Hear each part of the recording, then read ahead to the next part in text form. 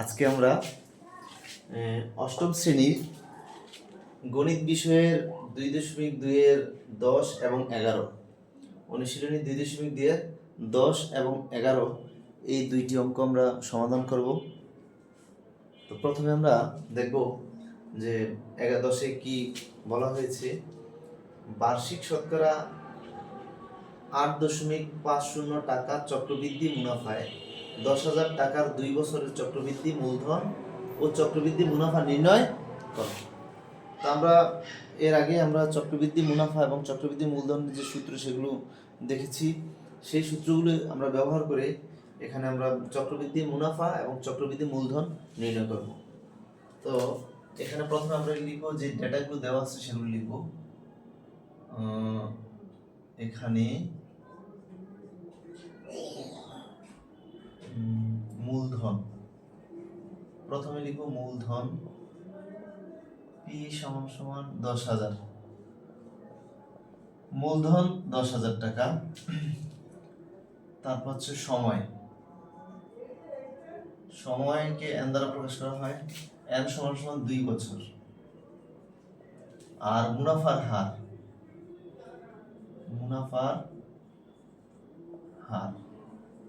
হারকে আমরা জানি r দ্বারা প্রকাশ করা হয়। এটা হবে কত? 8 অর্থাৎ 8.50%। এখানে পার্সেন্ট দেওয়া না থাকলেও যেহেতু বার্ষিক শতকরা বলা হয়েছে, সুতরাং এই বার্ষিক শতকরা দ্বারা পার্সেন্টই বুঝে। তো আমরা কি করব, এই পার্সেন্টেজ উঠানোর জন্য আমরা এই সংখ্যাটাকে 100 দ্বারা ভাগ করব। তো 100 দ্বারা ভাগ করলে কি হয়? 0.085। ওকে, এবার আমাদের দরকার কি? চক্রবৃদ্ধি মূলধন। তো আমরা সরাসরি চক্রবৃদ্ধি মূলধনের সূত্র লিখব। সুতরাং চক্রবৃদ্ধি মূলধন, আমরা জানি চক্রবৃদ্ধি মূলধনকে c দ্বারা প্রকাশ করা হয়। c = p × 1 + r whole to the power n। তাহলে p এর পরিবর্তে আমরা p এর মান বসাবো কত? 10,000। p এর পরিবর্তে আমরা এই যে p এর মান 10,000 সেটা লিখব। তারপরে লিখব আমরা 1 এবং r এর পরিবর্তে লিখব 0.085 এবং n এর পরিবর্তে আমরা সময়টা লিখব, কারণ n দ্বারা সময় বোঝায় 2 বছর। এবার আমরা এটা যোগ করব। যোগ করলে কি দাঁড়ায়? 1.085। এই 1.085 কে আমরা যদি স্কয়ার করি আমরা পাবো 1.085 × 1.085। তাহলে কত দাঁড়ায়? এর জন্য আমরা লিখতে পারি 1.17725। এই এবার এই দুইটা আমরা যদি গুণ করি 10,000 তাহলে কত দাঁড়ায়? 11,772.25 এত টাকা। তাহলে আমরা চক্রবৃদ্ধি মুনাফা পাই কত? চক্রবৃদ্ধি মূলধন 11,772.25 টাকা। এই হচ্ছে আমাদের চক্রবৃদ্ধি মূলধন। এবার এই চক্রবৃদ্ধি মূলধন থেকে আমরা বের করব কি? চক্রবৃদ্ধি মুনাফা।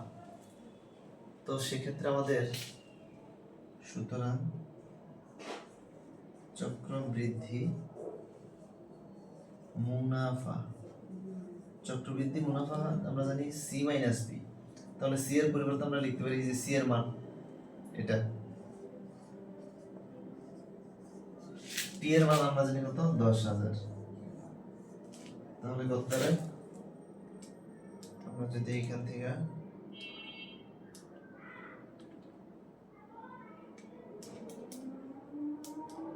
10,000 বাদ দিই, তাহলে দাঁড়ায় 1,772.25 টাকা। তাহলে এটাই হচ্ছে আমাদের কি? চক্রবৃদ্ধি মুনাফা। তো এইভাবে আমরা 10 নম্বর অঙ্কটা কি করতে পারি? সমাধান করতে পারি।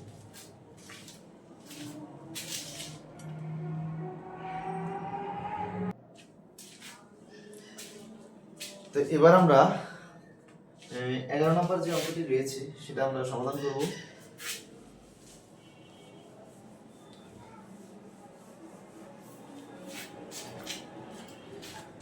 এগারো নম্বরে যে প্রশ্নটি সেটি হলো, কোন শহরের বর্তমান জনসংখ্যা 64 লক্ষ, শহরটির জনসংখ্যা বৃদ্ধির হার প্রতি হাজারে 25 জন হলে 2 বছর পর ওই শহরের জনসংখ্যা কত হবে? তো এই ক্ষেত্রে আমাদের যে সূত্রটি ব্যবহার করতে হবে, অর্থাৎ চক্রবৃদ্ধি মূলধনের যে সূত্র, সেই সূত্র ব্যবহার করে আমরা 2 বছর পর কোন শহরের জনসংখ্যা কত হবে সেটা আমরা বের করতে পারি। তো 11 নম্বরের ক্ষেত্রে আমরা লিখতে পারি, এখানে মোট জনসংখ্যা, মোট জনসংখ্যা, তো মোট জনসংখ্যা কত? 64 লক্ষ। এটাকে আমরা সংখ্যায় লিখব। কথায় লেখা আছে প্রশ্নের মধ্যে একক, দশক, শতক, সহস্র, অযুত লক্ষ,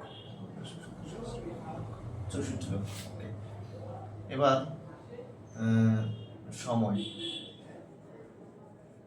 এটাকে আমরা পি ধরব। সময় হচ্ছে কি এন, 2 বছর। এবার জনসংখ্যা বৃদ্ধির হার, জনসংখ্যা বৃদ্ধির হার, তো জনসংখ্যা বৃদ্ধির হার সেটা হবে কত? 25/1000। সরাসরি লিখলাম, কারণ এখানে তো পার্সেন্টেজ দেওয়া যাবে না, যেহেতু এখানে প্রতি হাজারে বলা হয়েছে। সুতরাং আমরা যেখানে 100 দ্বারা আমরা ভাগ করতাম, তার পরিবর্তে আমরা ভাগ করবো 1000 দ্বারা। তো ভাগ করলে কি দাঁড়ায়? 0.05025। এটা হচ্ছে জনসংখ্যা বৃদ্ধির হার। সুতরাং আমরা লিখতে পারি, সুতরাং 2 বছর পর ওই শহরে জনসংখ্যা হবে,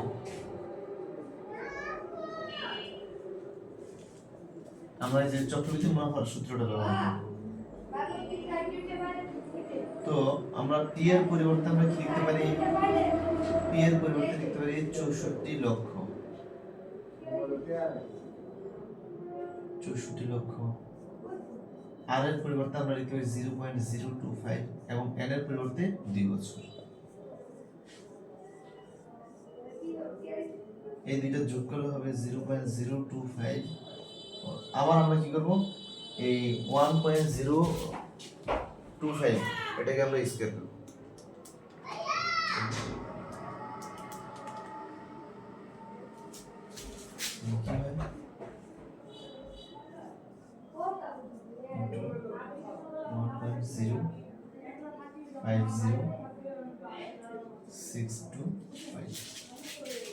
এর সাথে আমরা কি করব? 64 লক্ষ,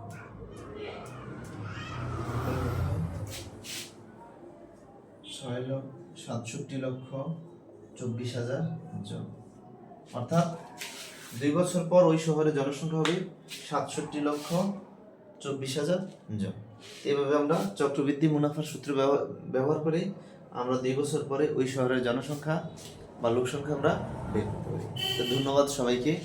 তোমরা আশা করি যে 10 এবং 11 যে দুটি অঙ্ক আমরা সমাধান করলাম, এতে কোনো সমস্যা হবে না আশা করি। যদি কোনো সমস্যা থাকে তোমরা অবশ্যই কমেন্টে জানাবে। ধন্যবাদ সবাইকে।